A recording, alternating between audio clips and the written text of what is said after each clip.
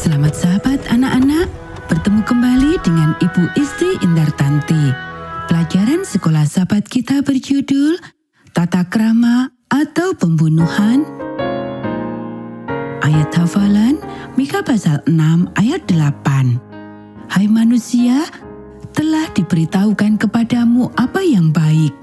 Dan apakah yang dituntut Tuhan daripadamu selain berlaku adil, mencintai kesetiaan, dan hidup dengan rendah hati di hadapan Allahmu? Poin penting pelajaran kita, kasih karunia Tuhan memampukan kita untuk memperlakukan satu sama lain dengan adil. Pernahkah kamu merasa bahwa kamu tidak diperlakukan dengan hormat atau adil? Apakah kamu selalu memperlakukan orang lain dengan hormat?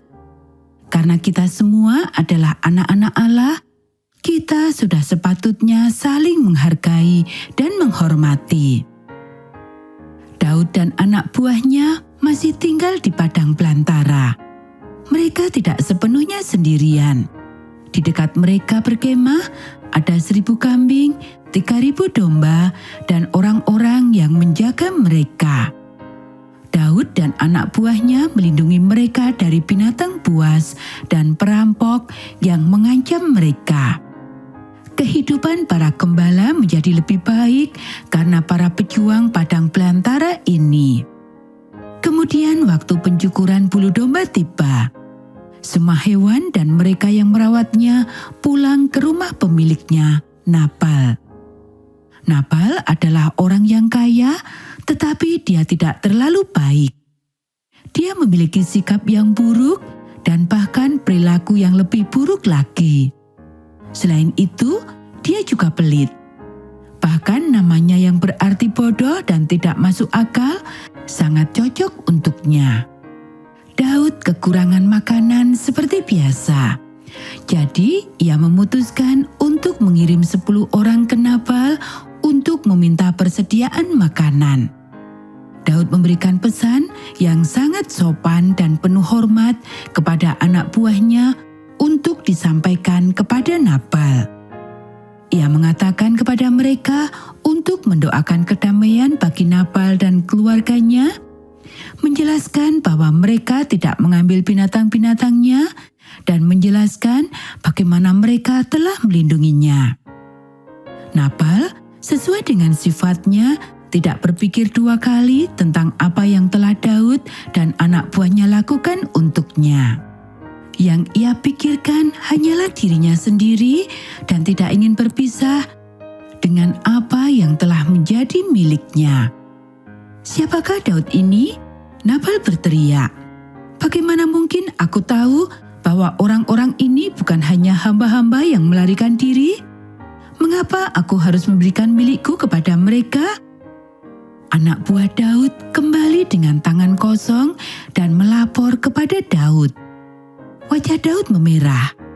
"Bersiaplah untuk perang," perintahnya. Nabal tidak hanya menolak apa yang adil baginya, tetapi juga menghinanya.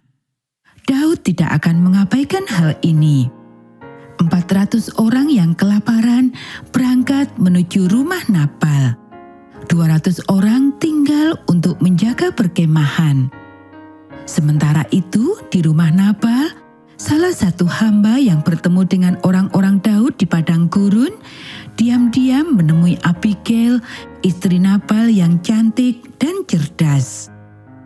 "Nyonya," ratapnya, "Daud mengirim utusan untuk menyampaikan salam kepada Tuan kami, tetapi ia malah menghina mereka. Orang-orang ini sangat baik kepada kami.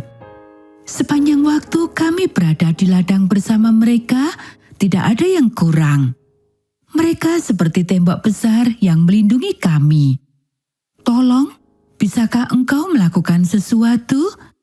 Saya takut sesuatu yang buruk akan terjadi pada seluruh keluarga ini." Abigail segera bertindak. Ia telah memiliki banyak pengalaman sebagai seorang pendamai. Seorang pria seperti Nabal telah membuat banyak orang kesal.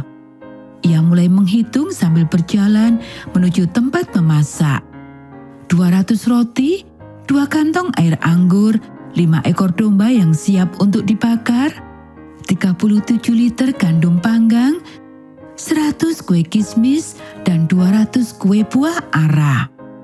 Berapa banyak keledai yang ia perlukan untuk mengangkutnya? Abigail tidak berhenti sampai ia dan semua perbekalannya berada di jalan setapak menuju ke atas jurang gunung. Daud yang sedang menuruni jurang bersama anak buahnya baru saja selesai berkata, "Apa gunanya kita menjaga para gembala itu dan memerangi musuh-musuh mereka? Aku tidak berencana untuk membiarkan satu orang pun yang hidup dari seluruh keluarganya." Kemudian ia melihat sebuah kereta keledai yang penuh muatan.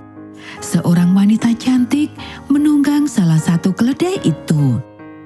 Ketika ia melihat Daud dan anak buahnya datang ke arahnya, ia menghentikan kereta, turun dari keledainya, dan sujud menyembah ke tanah. Daud menghentikan orang-orangnya dan melangkah ke arah Abigail.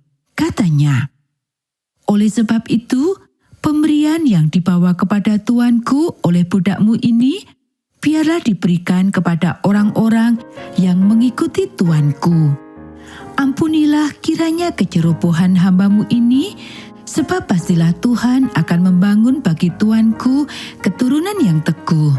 Karena tuanku ini melakukan perang Tuhan, dan tidak ada yang jahat terdapat padamu selama hidupmu.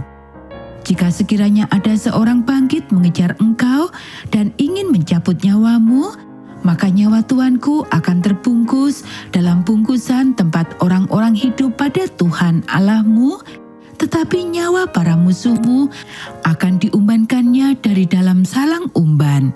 Kita bisa baca dalam 1 Samuel pasal 25 ayat 27 sampai 29.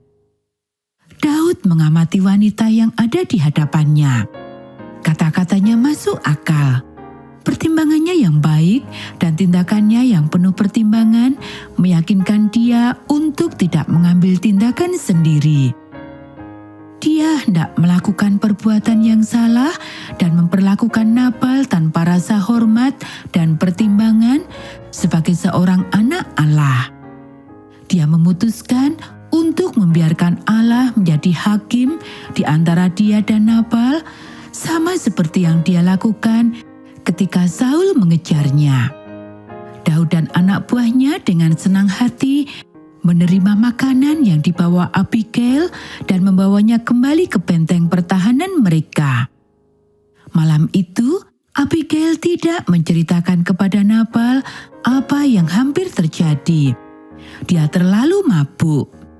Keesokan paginya, ia baru menceritakannya dan ia sangat takut sehingga jantungnya gagal dan ia menjadi lumpuh. Kira-kira 10 hari kemudian, dia meninggal. Ketika Daud mendengarnya, ia merasa senang karena telah mengikuti nasihat Abigail dan menyerahkan segala sesuatunya ke dalam tangan Tuhan.